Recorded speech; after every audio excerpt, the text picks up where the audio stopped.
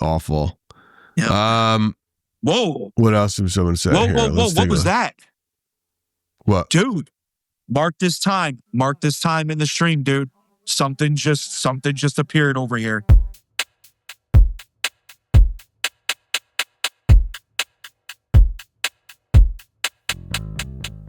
John's running a little late today, but for those chiming in, I see the chat. People are coming in. Hello, hello.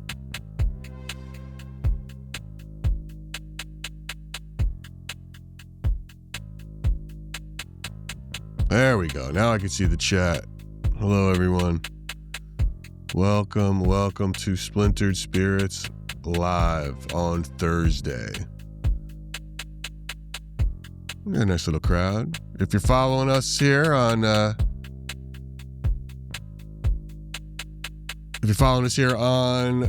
YouTube, Facebook, or Instagram, welcome. We appreciate you coming in. This is Splintered Spirits, the podcast where we try to answer the question, what are spirits? I'm Gary. John Santa from Santa Paranormal. If you're following him right now, he'll be in a minute.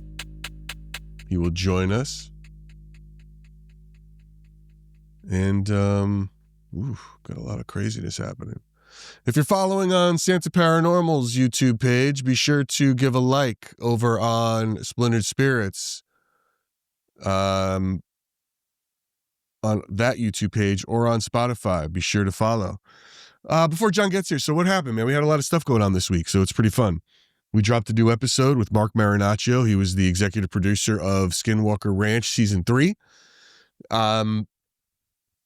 Really interesting cat. And if you watched previous episodes where we had another EP, Mike Dorsey from Ghost Adventures House Calls, when you're talking about what it takes to film these shows, because they get a lot of heat, right? Everybody on the TV shows, it's always could be accused of being fake, this, that, and the other thing.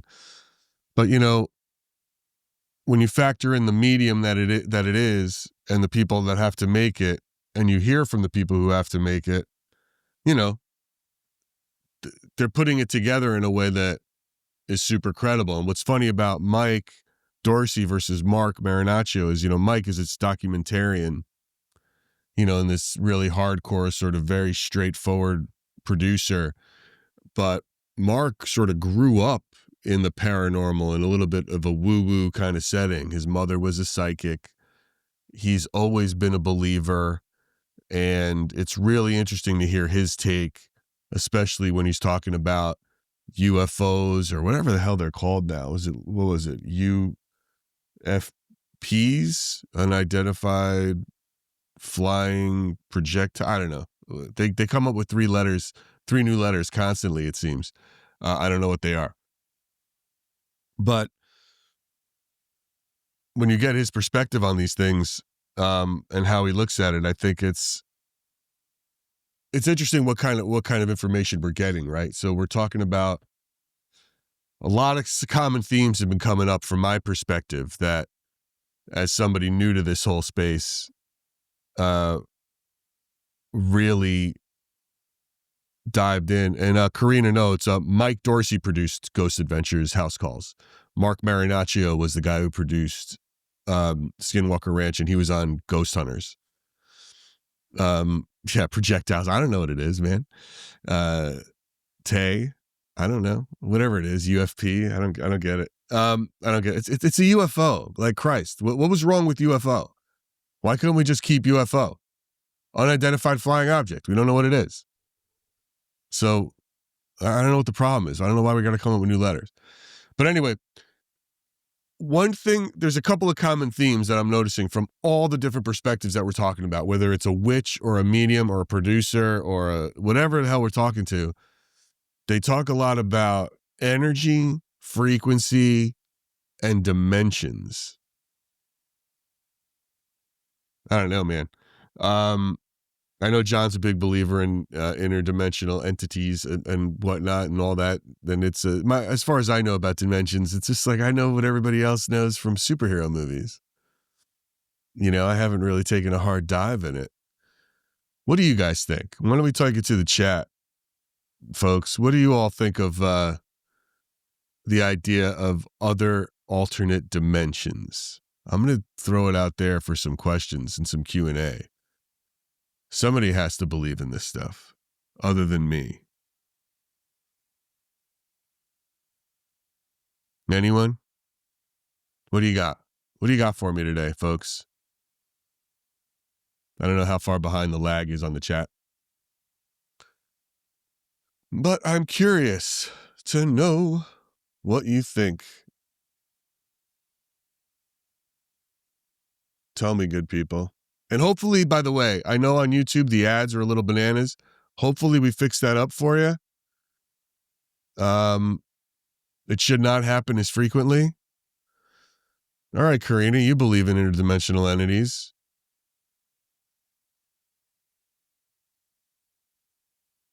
So why? Did something happen that makes you think of interdimensional entities? What is this? Tats and Kitty says, I think there's a lot of things we can't explain. And we're not in any position to negate anyone's experiences. Well, yeah, no shit. I think that's kind of an obvious thing, Tats. I say that with kindness, but, you know, that's kind of a given on this show for sure.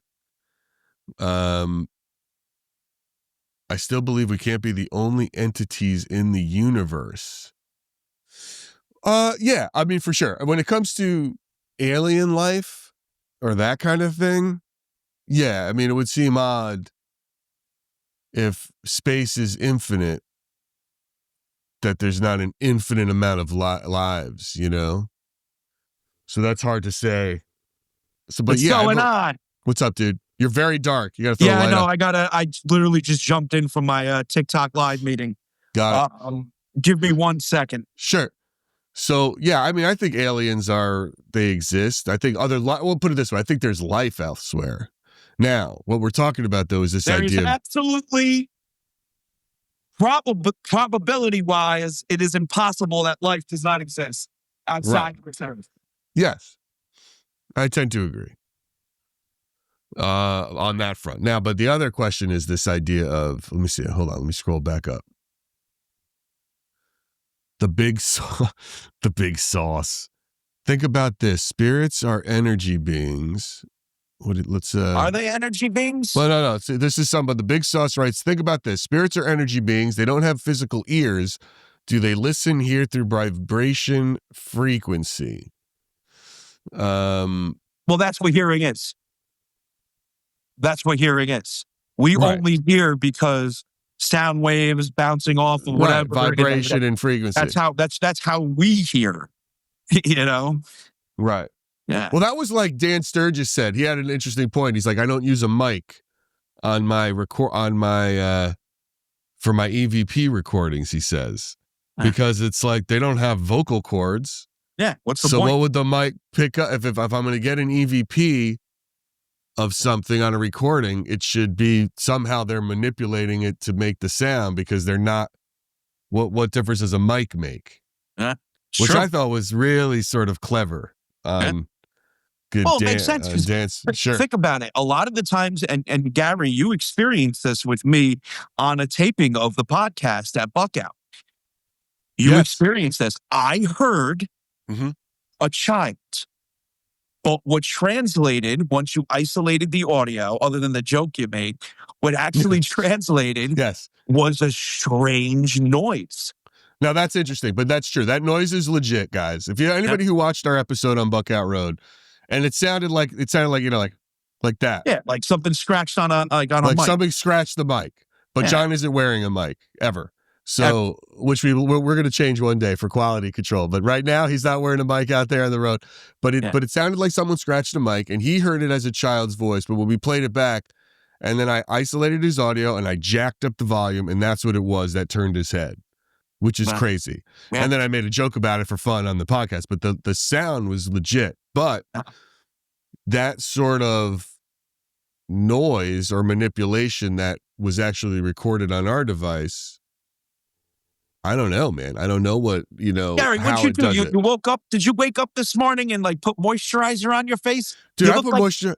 You look 10 years younger right now. Here's the secret, dude. I just had a blast from the past, man. Bro, I had a good night's sleep. Thank you for that. Steven is the secret. Don't tell anybody. I appreciate that very much. But yes, I had a good night's sleep. And yes, I shaved, moisturized. I do all that shit. Dude, at 51, you got to use it. Little SPF, a little like protein. It's like, I'm not using like any Korean shrimp semen or anything, but it's like, it's straight up, after, just a good night. The secret is a good night's sleep.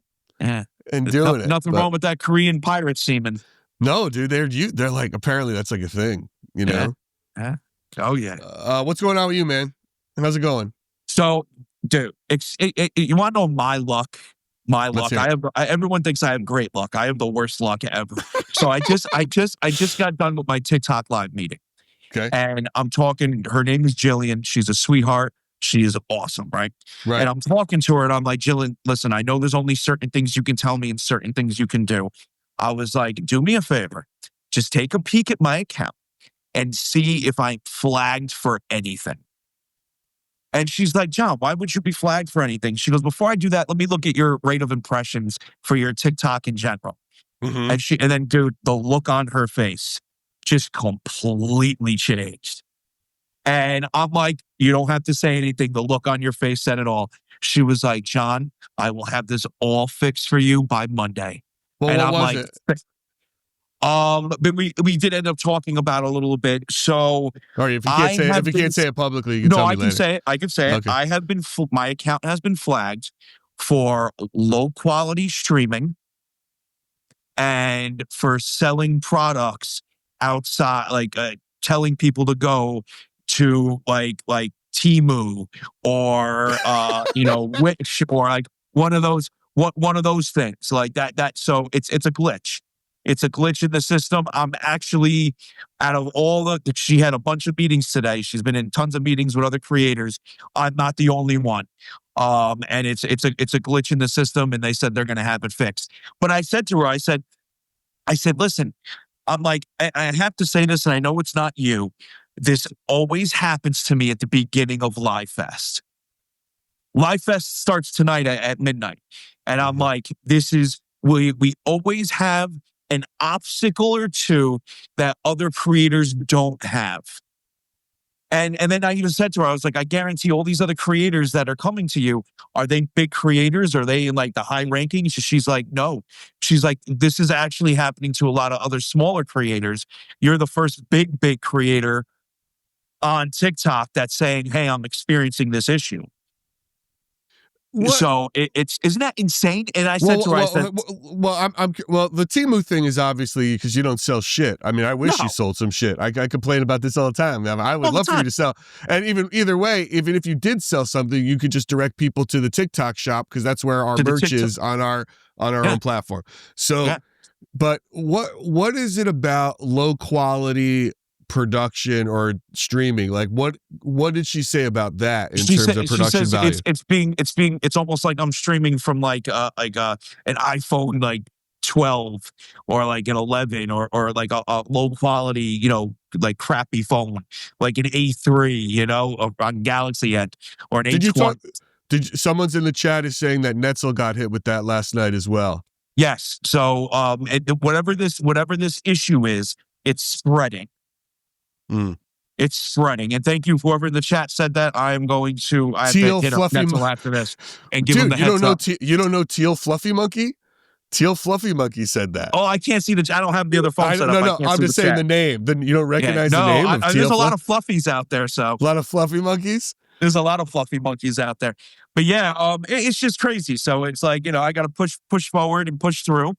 And, just let everybody know, like, to keep doing what they're doing, tapping that screen, sharing the live. Because it'll help. Well, we need it more than ever.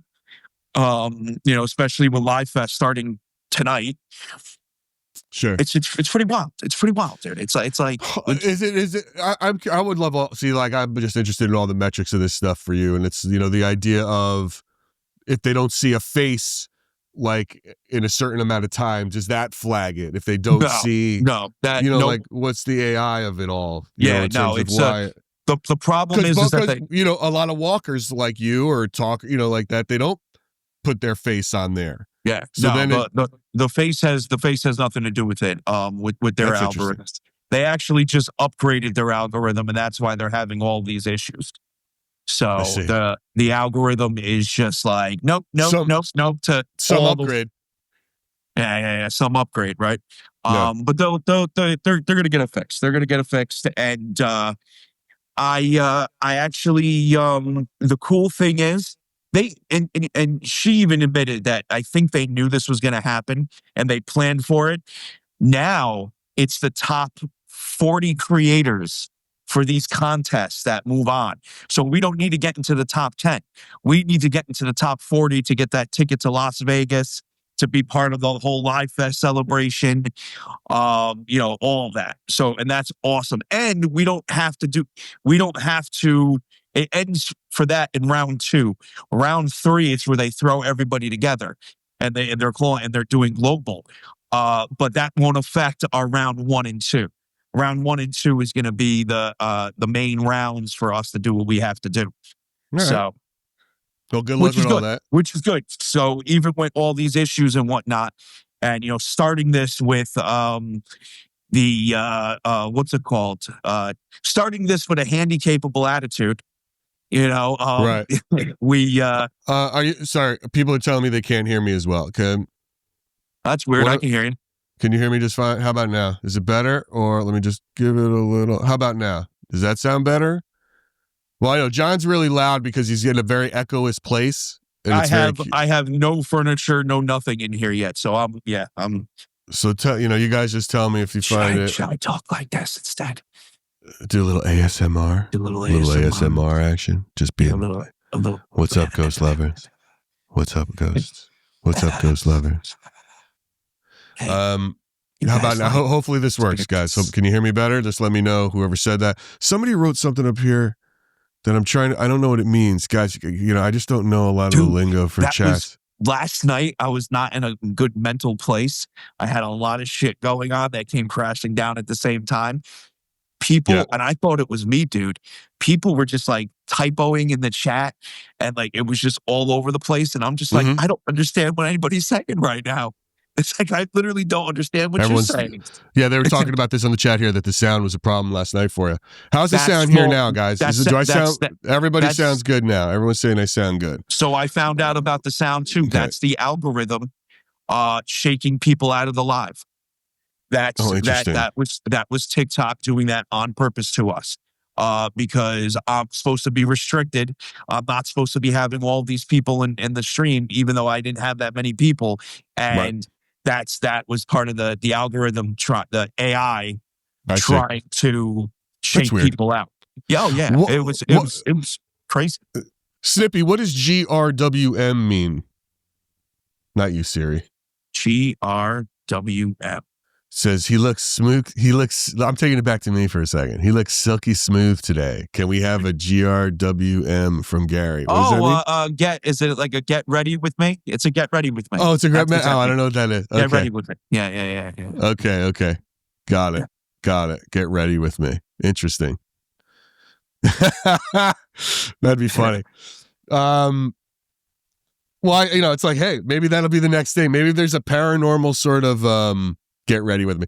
Maybe there's a paranormal makeup artist that I'll have to copy, much like what I just did with our last guest. And I did our cooking bit. Because our guest next week. By the way, I got my book too. You ordered it? You got it? I ordered it. I actually ordered that book right when you were talking about getting. Oh, great. I already put the order in. It came in yesterday. So for those who don't know what we're talking about, we have an interview coming up next Tuesday. We're dropping this with the author of To Die For, Rosie Grant. I don't know, is it backwards when I show it? Maybe not. But Rosie went around, and Rosie's the only person other than John, really, in my opinion, who is doing something wildly unique at cemeteries, right? So John did his thing with cleaning headstones, and he broke that thing. And Rosie went around and found people who engrave recipes on their headstones, right? And then she wrote a book about it. She just gathered them up. She went around the country. She gathered those up. It started as a school project for her. made a book, and now it's a bestseller. I mean, she's been doing the rounds from Kelly Clarkson to Splintered Spirits to promote her book, which was great. But she was wonderful. Like, she's got a lot of, it's just another, as we learn, a taphophile, someone who's into cemeteries and history, and really goes in and finding out about these families and then making these recipes and bringing them back to the graves. I mean, it's a wonderful interview. It's a great book, but you get to watch me make one of them. What's super important, a really important detail about her work and what she does, is she doesn't have a lot of content to deal with. Believe it or not, there's not, there isn't 1,000 headstones, for example, with recipes on them. I think she said, what did she say? She discovered 60?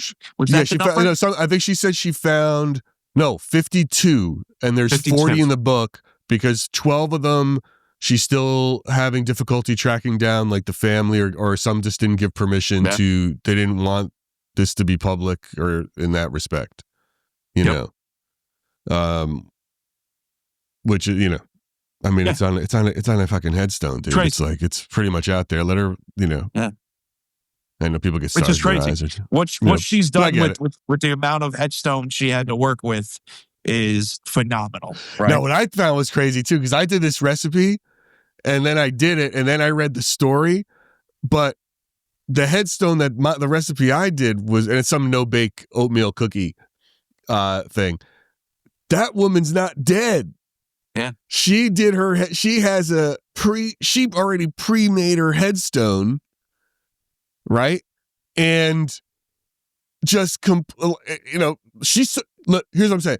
She thinks those cookies are so damn good that she said, "What do you want in your headstone, Meemaw, when you die?" She's like, "I want my cookie recipe." And then they made it, and it's there now forever. It's not like she's going to, on her deathbed, go, "You know what? I hate that recipe," and then drop dead. You know what I mean? It's like, she's got to live in eternity with that. Yeah. She made that decision ahead of time, and it's out there in the world, right? Isn't that a little crazy? I mean, have you ever found do you see headstones when you're about, I know you don't go to the newer parts of cemeteries, but do you see headstones of people that don't have an end date on them? I see them in the old sections. Sections. Well, they forget to put the death date? Yes. Yeah. So here's what happens. Here's what two things happen in that scenario. The first one is, obviously, it starts off the same. The spouse dies. Right? Okay. They have a headstone for both the husband and wife. It's one stone. Okay.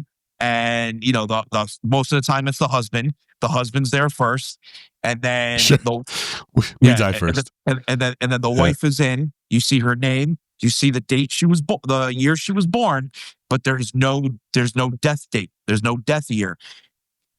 What happens is, these people grow old, they pass away, they end up getting buried, but none of the family members think to go, "Oh, hey, we should have the rest of the date put on our headstone."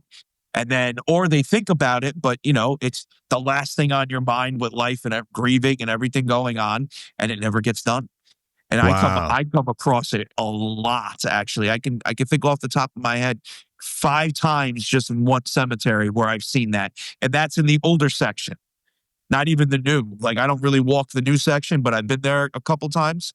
So that's crazy. Yeah. So I didn't realize. I did not realize that was a thing. Yeah, that's a thing. I understand, of course you buy your plots ahead of time, that makes sense. But to actually make a headstone, and then on that headstone, they put their recipes. I mean, this woman, and it's unfortunate she got some dick like me who went out and made it and put it online. Well, I mean, technically, listen, that's the point. There is no other point other than that. It's for someone to see that headstone and go, "Hey, I'm going to make that recipe." Yeah. That's the point. Now, it just so happened that, we do this podcast and it's the whole thing we're doing. But there are other people that are going to walk by that and go, "Wait a minute, take a picture." I know. Or, course. Take a picture. And I just showed my age with that one.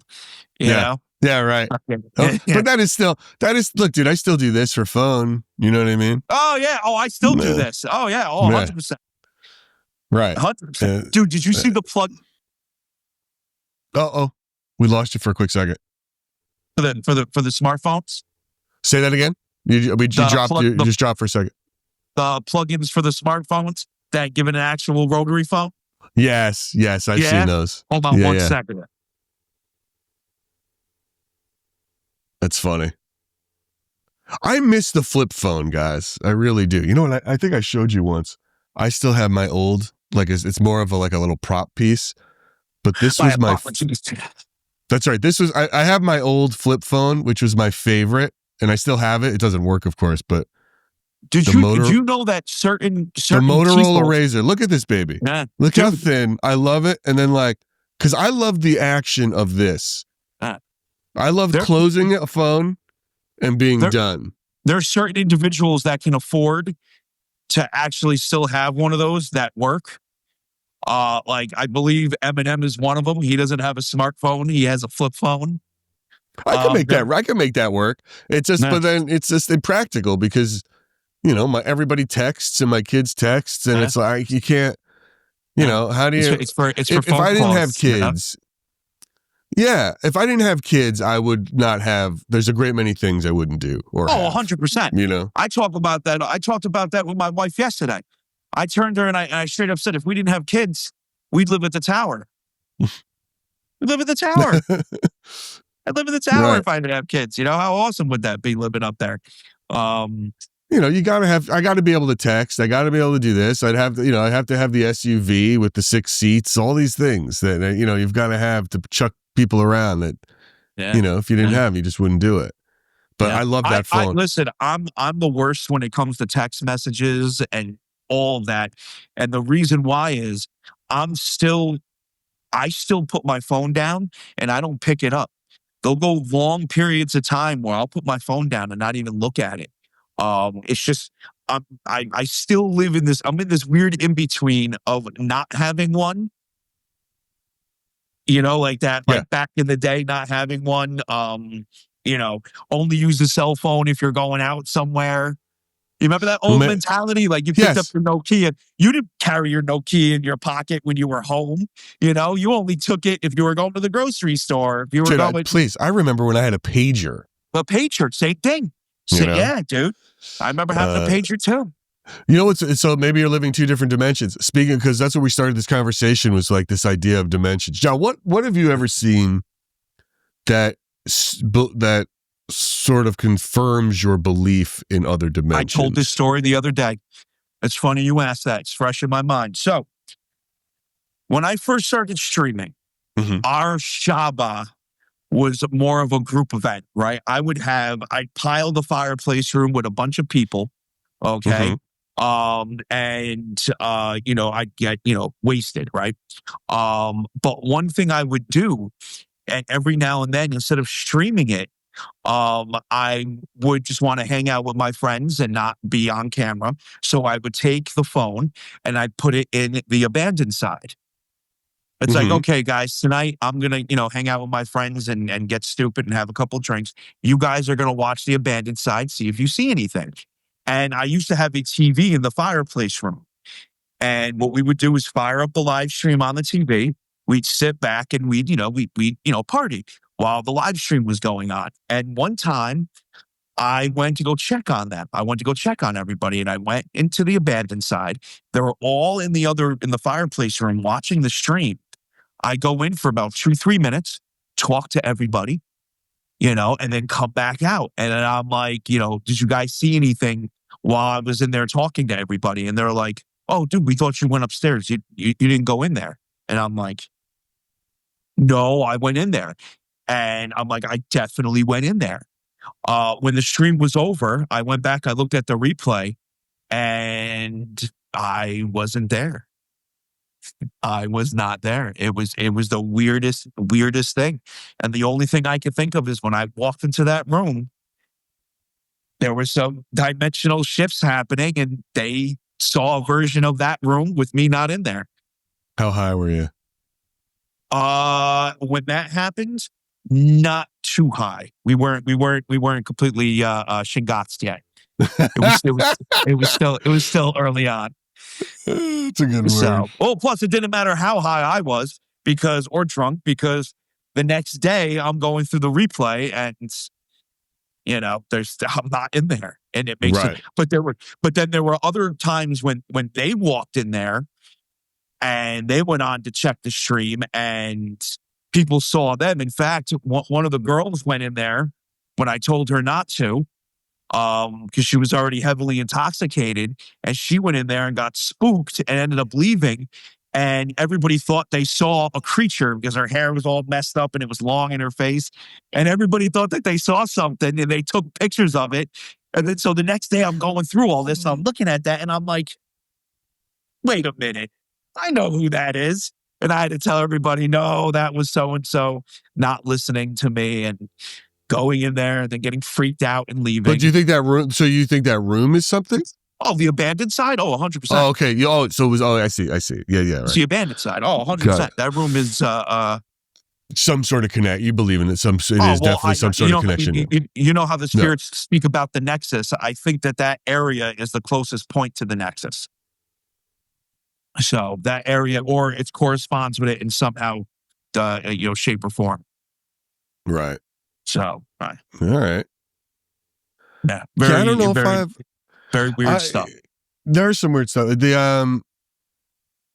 whole, it's just been what you missed is I was saying there's been several common themes when we talk about spirits, which is frequency, vibration, energy, and dimensions. Yeah. That's been sort of, no matter who we talk to, it's always that we're playing in that space. Back in the day, I was one way, and I will admit this. I was very, very like, nope, that's not it. That's not happening. I don't want to hear about it. That's false. Right? Right. I've learned over time to respect other people's views on those subjects and just like politely say, hey, listen, that might not be a thing because of, A, B, and C. But when it comes to frequency and vibration, those two things are so prevalent.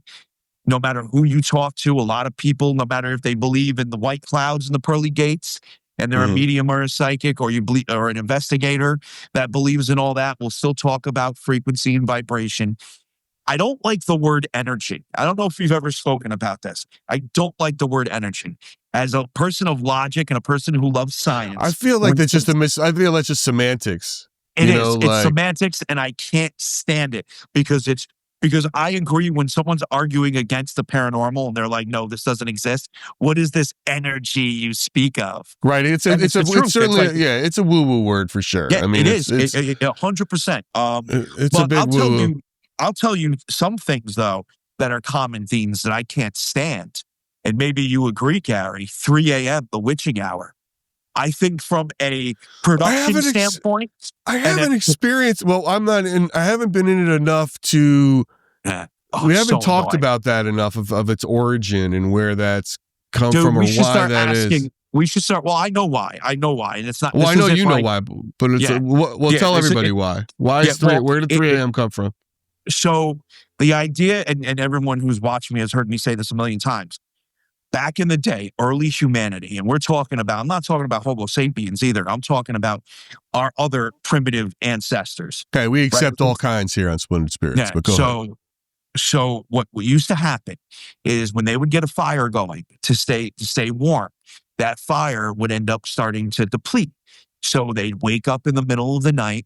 They'd use the bathroom. They'd go and they get, logs and branches and brush for the fire to keep it going. So they wouldn't freeze to death or die. Sure. Or get dragged off by a wild animal in the middle of the night, right? Well, that's actually where fears and phobias come from too. We can talk about that in a minute because they're both intertwined.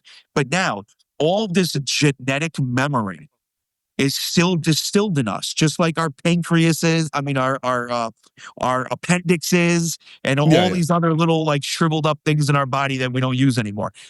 This memory, this DNA memory, is still in our body. And what happens?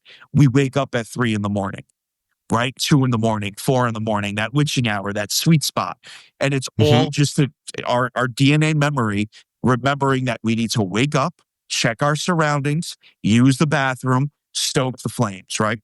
But Right. it gets even crazier when you break down the human perception and condition of it all, because that's when people have trouble waking up. So all of a sudden you wake up at 3 o'clock and you can't move and you're paralyzed and you're half asleep and all the shadows in your room are acting up and you're in this delirious state. So then you take that. You take everything I just mentioned. You throw in Hollywood, you throw in spiritualism, you throw in the woo factor of the entire thing.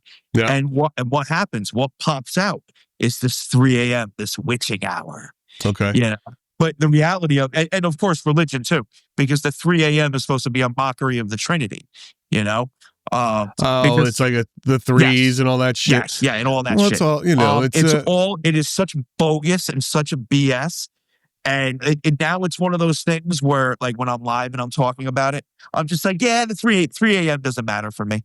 It's three every, it hits 3 a.m. in every time zone at some point.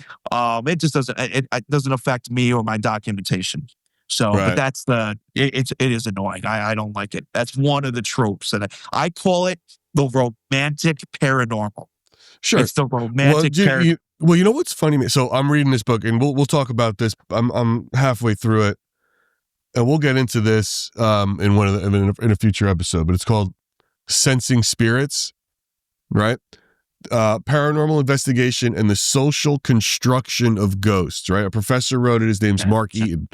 I couldn't get him on the podcast because he said that when he was out promoting the book, it got weird for him, and he got nervous about his family because of all the crazy people in the genre that we're in.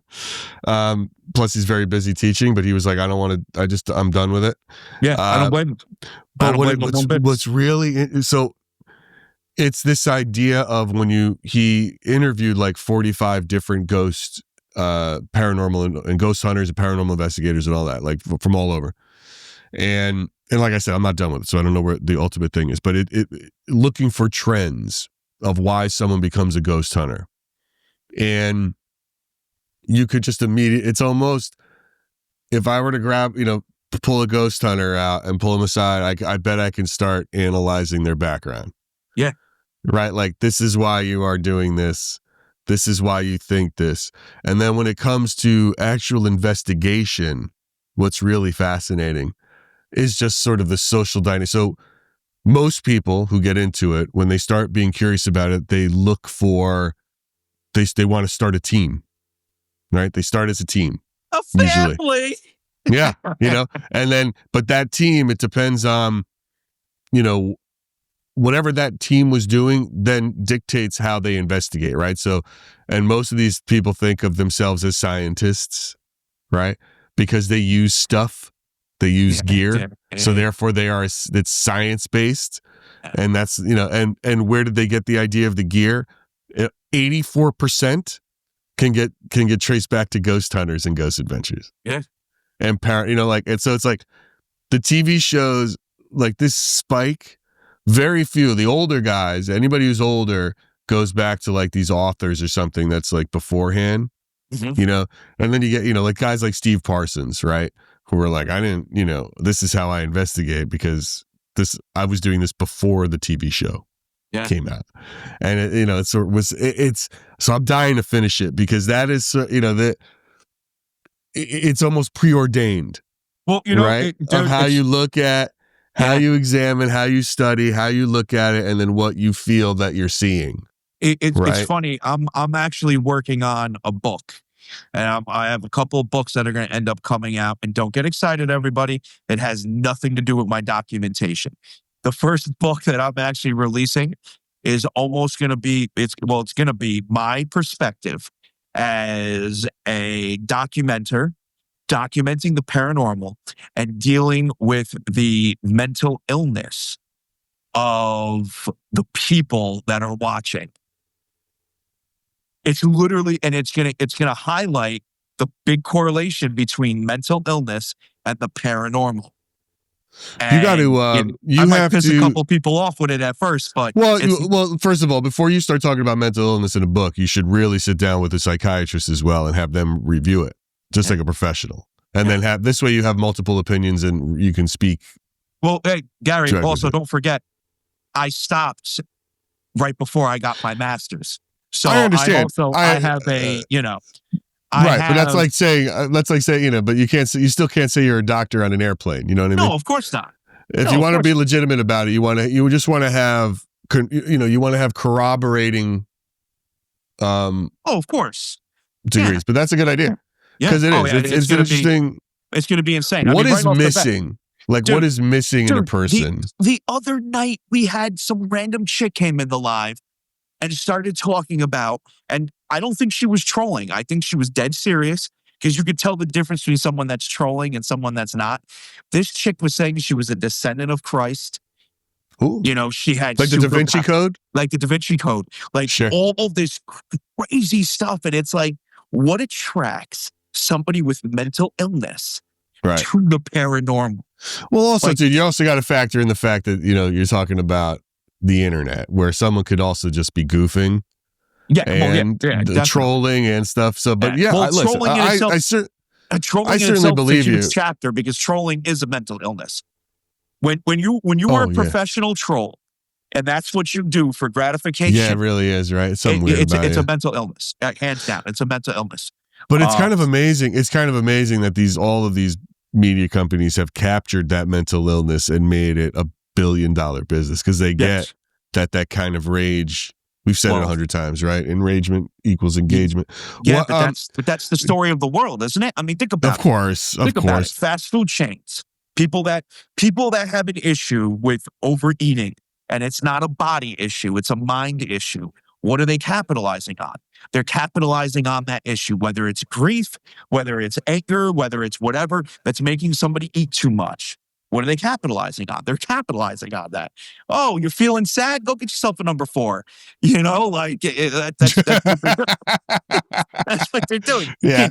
Right. Here you go, kids. Number 4. Meal. Guys, the number 4 will make you feel real good. Yeah, real it makes good. you feel real good. I like what Karina just said. Karina just wrote, that's why we all get along so well, Rusty, because we're all a little bit crazy, which is so true.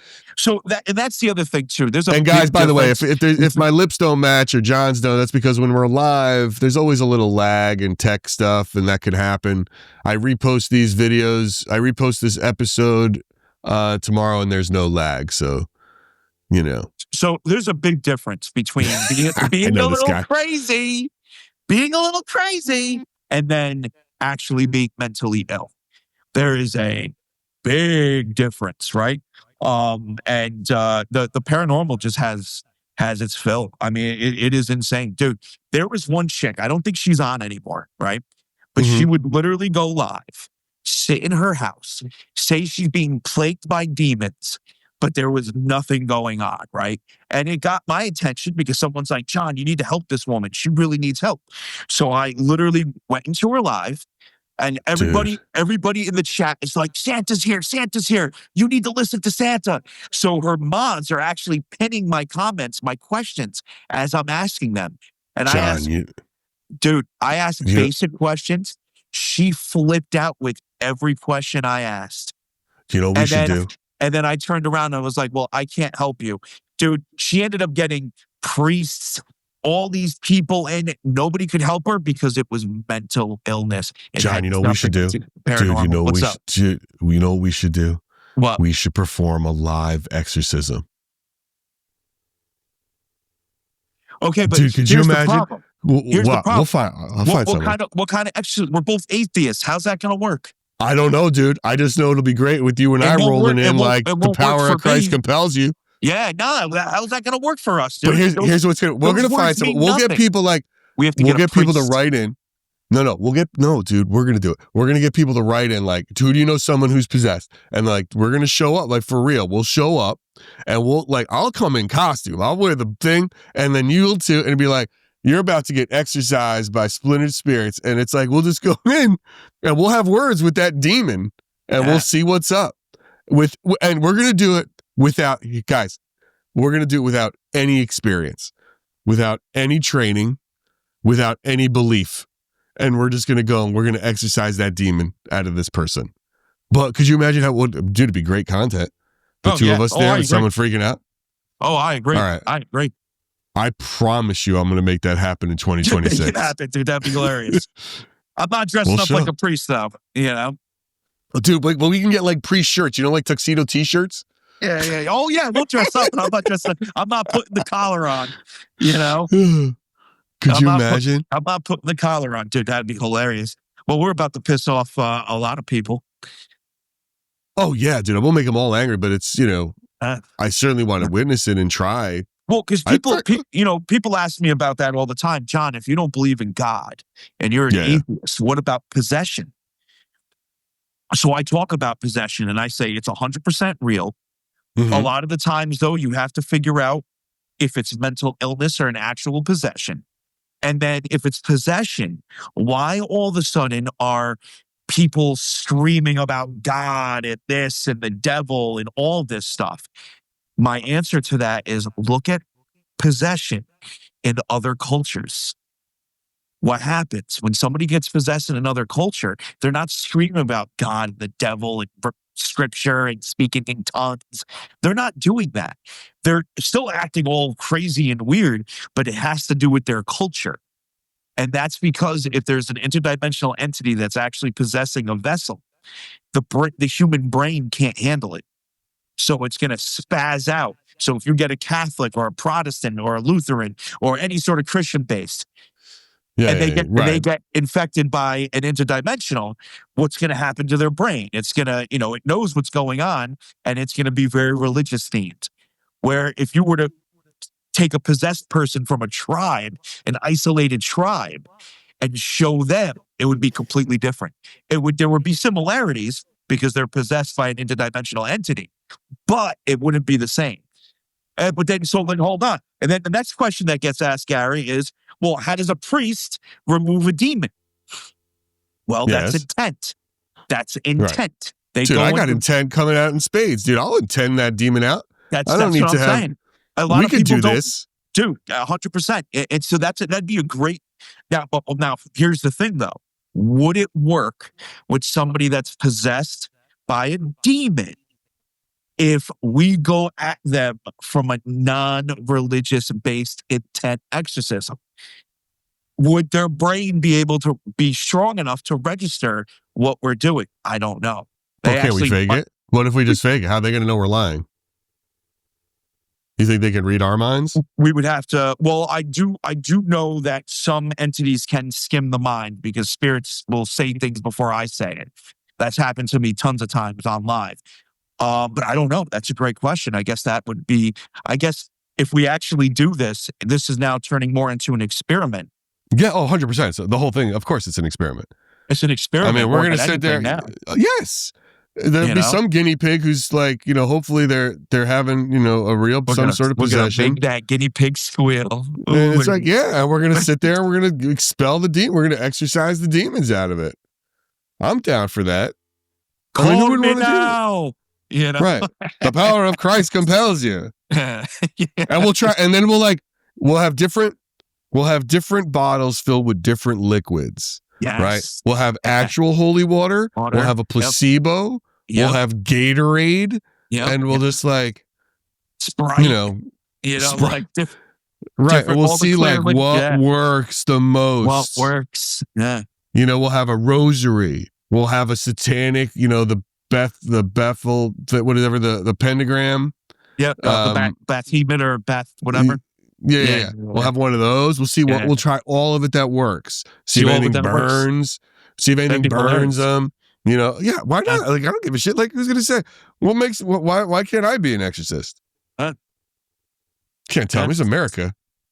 Well, did I ever tell you about what my line of what I wanted my career to be? Did I ever get into that and tell you that? Originally, when I was an exorcist. Well, no, not an exorcist. No. Oh. When I was studying to be a psychologist, I had this whole path in mind. Everything I was doing was for this number one goal, and that was to work for the Vatican. That's the best job. Oh, sure. That's the best job you can have as a psychologist. You work maybe, a week out of the year, if that. They fly you around. It's a dream job, right? And all they want an atheist that's a psychologist to go in, look at somebody and go, well, I believe it's mental illness, but I can't pinpoint exactly what it is. That's the words they're looking for. You know, they're not looking for an actual diagnosis.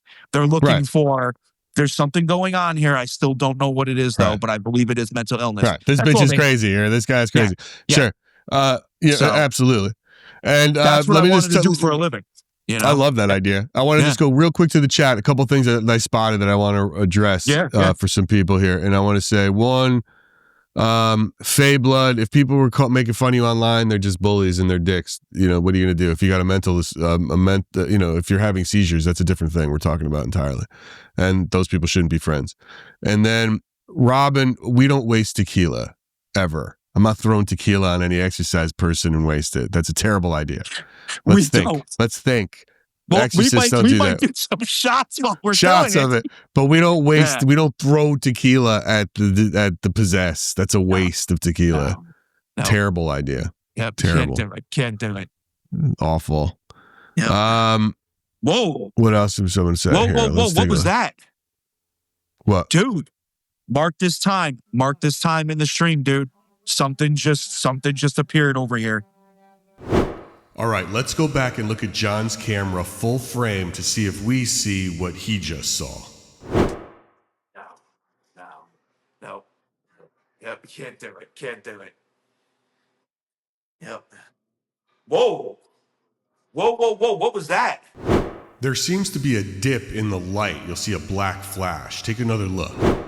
Yep, can't do it. Yep. Whoa, what was that? Mark this on time your side?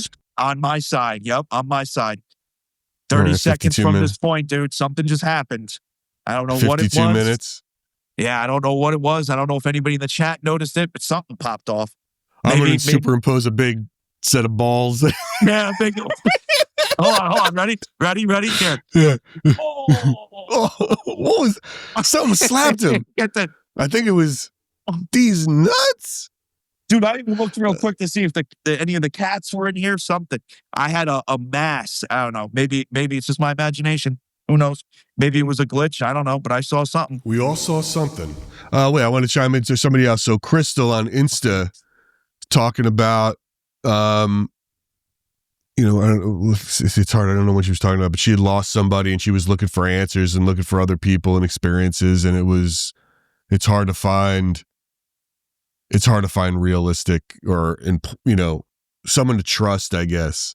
Oh, 100%. Is what she's saying. 100%. Looking for answers. People always looking around, looking for answers when someone they lose passes. And remember, half of the people that are looking for answers, when they do get the answer or they get a truthful response, they get offended. They don't like what they're hearing. Kind of like when ghost hunters and investigators don't like the results they get. I know.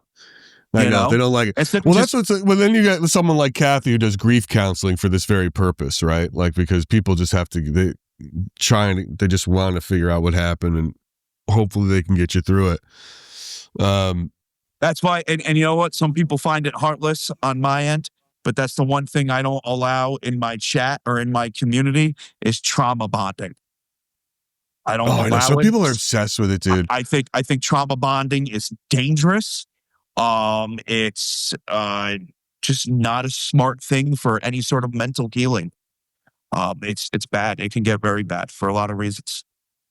Yeah, it's crazy. Well, the people's obsession with death is always one of those things, and they always want to really get into it. Like, if someone passes that they haven't talked to in 35 years, all of a sudden they're posting a picture of them and that person on Instagram, and it's oh man, I remember they were so full of. Let's say, motherfucker, you didn't talk to that person for 30 years. You're not friends. What is up? You don't what are you saying?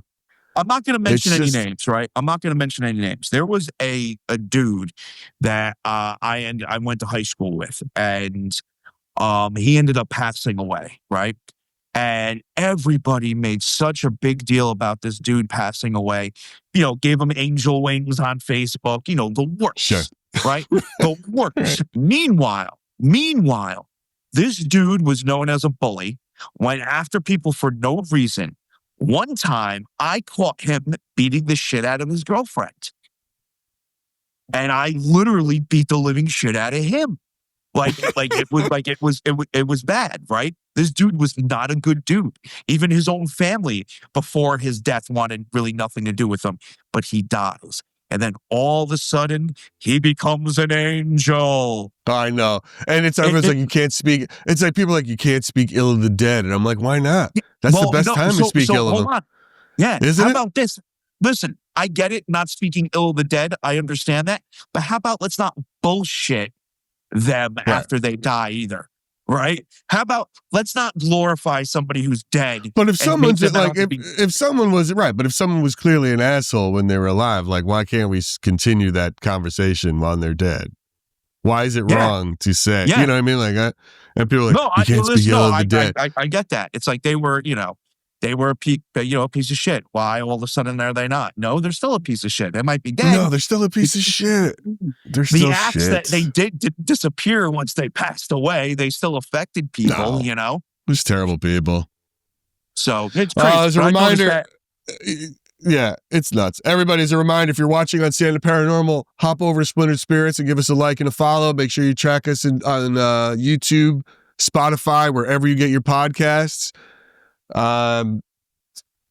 We've had a lot of good episodes rolling from October to November. It's been real busy.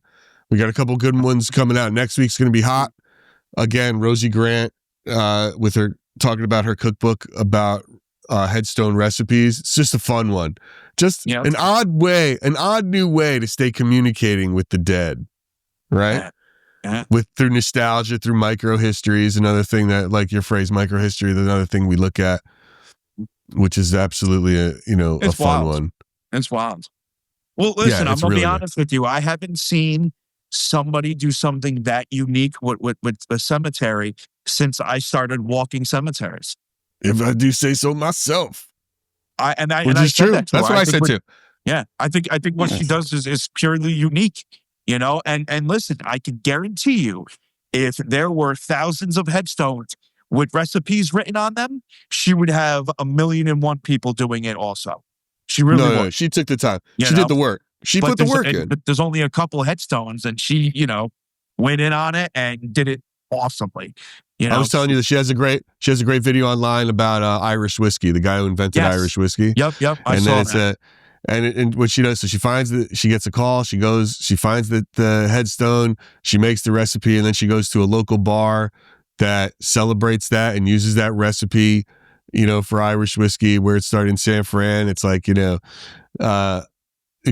And then she goes back and she has a drink at the gravesite. I mean, it's really these little mini history films, which are she's quite wonderful.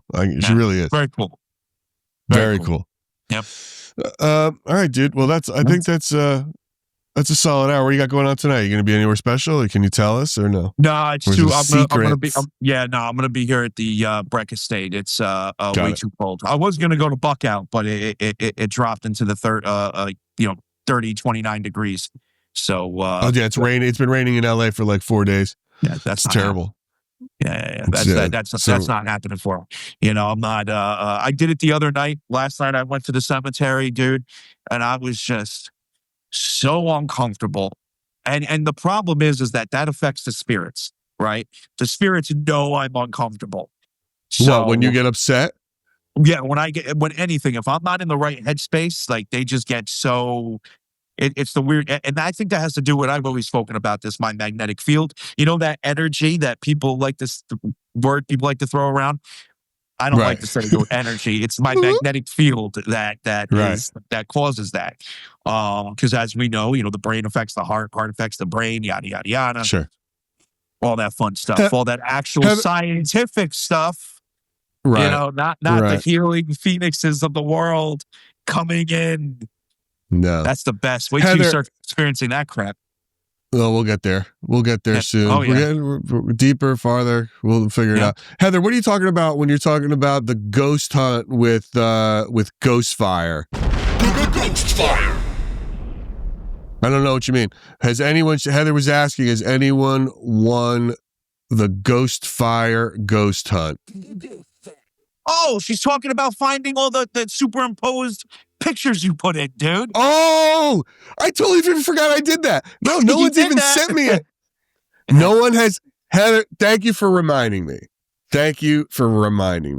I superimposed some images of apparitions in the Ghost Fire. Ghost Fire. He totally forgot. Episode. No one has commented or sent me an email or a direct message about seeing them. I will tell you. There's 10. No, there's not 10. I thought you put 10 in. No, I didn't put 10 in. 10 in. How many did you put in? 3? I'll tell you, I put 3 in. Okay. They are extremely hard to find. They are, you have to be a forensic. Actually, one is pretty easy to see. One will be fairly easy to see. But the other 2, you'll have to be a forensic sort of analyst of video to see it. You have to go frame by frame and you might spot it. I will tell you that all 3 happen at similar. There's a precursor to all 3 happening. I'm not going to give that away. But there are 3. All the audio is real, but the ghosts I put in there are just for fun, just for funsies to see. But there are 3. But if you can email me and tell me where they are, I'll still send you something. We'll send you something nice if you guys will play. But yeah, thank you, Heather, for reminding me. That's great. Yeah, but absolutely, it's like that's right. Guys, don't forget the Santa Paranormal dinner party is less than a month away now, and we're doing an awesome experiment for everybody that attends. 30 people. I think there's going to be about 30 people, so it'll work out just fine. Yeah. We are going to do a mass scale Estes method. You're right. So I like how you said Estes. I call it Estes, like it's testes without the T. Yeah, Estes, testes. The Estes method. We're going to do it. We're going to have 30. It's going to be really interesting to see what we get. But it'll be absolutely fun to try and do. Yeah, we're going to do that at the dinner party. So that's going to be really, really fun. A whole episode of Splintered Spirits filmed at the dinner party. Yep. Doing this we'll do that experiment. Yeah, it'll be a real scientific ghost adventure experience. Yeah. Not Ghost Adventure the show, but for us, our own little Splintered Spirits adventure. Yep. But yeah, the Ghost Fire Challenge. Ghost Fire. Too little, too late. Don't forget about me again. Yeah, see if you can find those ghosts. That's a fun one. Thank you. I totally forgot. Dude, I totally forgot I did that shit. But yeah. The content. Guys, I got a big contest for you. And then shit. Totally forgot about it. Gary, it's starting to rub off on you. It's starting to rub off on you. Gary's sharp as a tack and he's starting to forget. That's starting to forget. Getting old. All right, guys. John, that's it for today. Not with that. No, dude. Listen, I'll look good. Dude. You look good today, man. I'll stay looking good as long as I can. But there you that's funny. Yeah, guys, thank you so much. Thank you so much for today. Again, if you're on Santa Paranormal, hop over to Splintered Spirits. Give us a like, a follow. Spotify, YouTube, wherever you get your podcast. Instagram, folks, if there's anybody there. Instagram's it looks like it's like one at a time. We got to build that audience up. Facebook, I don't know if anybody's checking us out there, but thank you so much for another live episode. It was a fun convo and a fun hang. And again, Mark Marinaccio episode dropped this week. Rosie Grant and To Die For, the cookbook episode, drops on Tuesday. You don't want to miss any of these. They're very fun. Very good time. Yeah. And stick around for more content and keep watching. John, have a good, safe night. Well, that's it for another episode of Splintered Spirits. Be sure to like, share, and subscribe to our YouTube channel, Spotify, or wherever you get your podcasts. Until next time, stay curious.